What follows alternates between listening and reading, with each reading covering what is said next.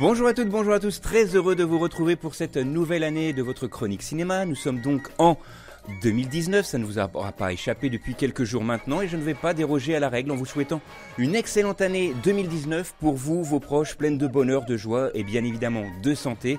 Pour cette nouvelle année, évidemment, on va prendre exactement les mêmes ingrédients que l'année passée et donc on commence tout de suite avec ma sélection ciné pour cette semaine. Première sélection pour moi cette semaine avec le film Les Invisibles, c'est une comédie sociale sur les femmes SDF qui a été ovationnée au dernier festival d'Angoulême. Les Invisibles donc est réalisé par Louis-Julien Petit avec notamment Audrey Lamy, Noémie Lvovsky ou encore Corinne Massiero que l'on retrouve dans Capitaine Marlowe sur France 3 et là elle a vraiment un rôle complètement différent de ce que l'on peut voir à la télévision. C'est vraiment un film que je vous conseille. Alors je vais vous raconter brièvement l'histoire de ce film. Je vous l'ai dit, ça parle de femmes SDF qui sont dans un centre de femmes donc pour personnes à la rue. Il reste 3 mois avant que ce centre ferme et elles vont devoir donc coûte que coûte retrouver un poste, retrouver un emploi. Elles vont donc essayer de rivaliser de toutes les astuces, essayer de falsification, de pistons, de mensonges, bref, elles vont tout se permettre. C'est un très très beau film, une aventure humaine qui n'empêche pas d'être drôle et touchant à la fois. À noter que l'histoire de ce film est tirée du livre Sur la route des Invisibles, Femmes dans la rue de Claire Lajeunie qui a eu vraiment un gros succès. Ce film est sans conteste le film à voir en ce début d'année 2019. Je vous en rappelle le titre, Les Invisibles.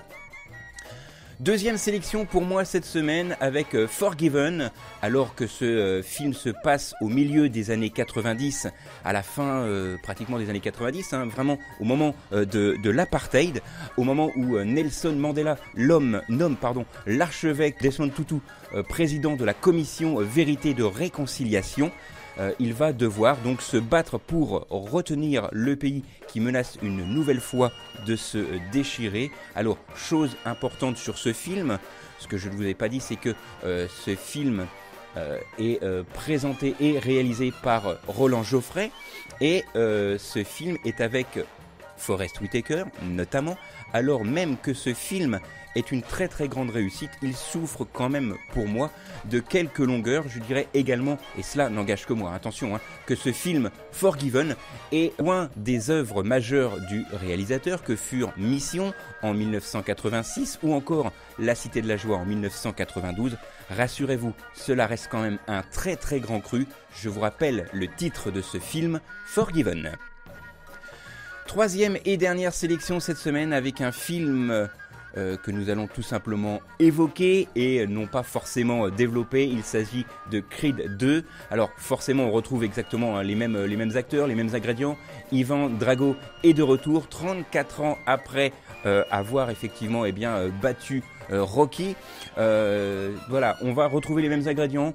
C'est pas forcément un film très très réussi puisque ce film est malheureusement un petit peu sur de gros clichés, mais encore une fois, faites-vous votre propre avis, allez voir ce film qui sort ce mercredi en salle, et il s'intitule Creed 2, et allez le voir parce que de toute façon, selon nos informations, ce sera le dernier rôle de Sylvester Stallone dans un rôle de plus ou moins boxeur, même si dans ce film, il est simplement qu'entraîneur.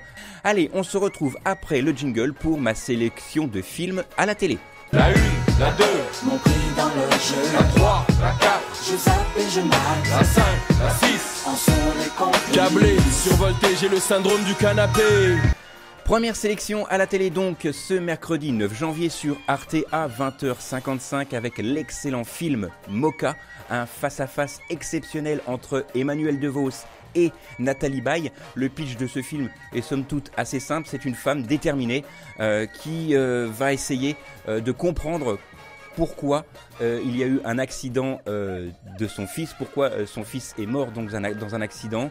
C'est un film surprenant, déroutant et formidablement interprété, je vous le rappelle, par deux comédiennes de talent. Et je vous rappelle, oui, le titre de ce film qui sera diffusé sur Arte mercredi 9 janvier, il s'intitule Mocha. Deuxième sélection ciné à la télé avec cette fois le jeudi 10 janvier sur C-Star avec le film Situation amoureuse 2.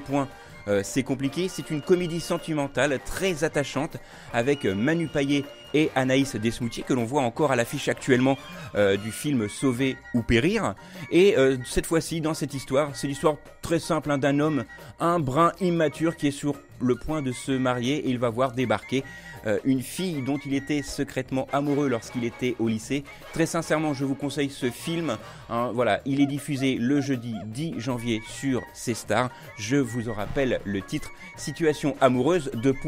C'est compliqué. Alors cette semaine, attention, pas de sélection DVD ni de film à voir absolument, mais cette semaine, j'aimerais vous parler d'un livre exceptionnel qui est sorti ces jours-ci pendant que votre chronique était en vacances. Le titre de ce livre, c'est Cultissime.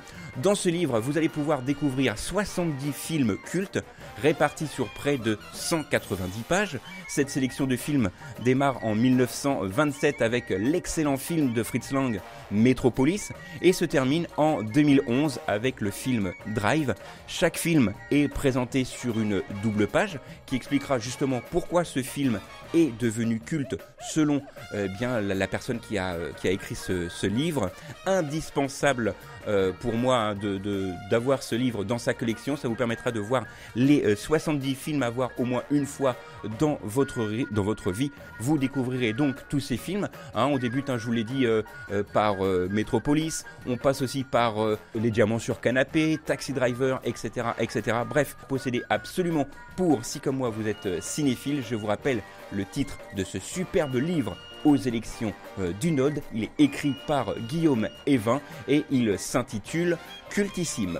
Voilà, c'est tout pour cette semaine. Nous, on se retrouve la semaine prochaine. Même endroit, même heure. D'ici là, sortez, allez au ciné et n'oubliez pas qu'un bon film, ça se voit aussi à la télé.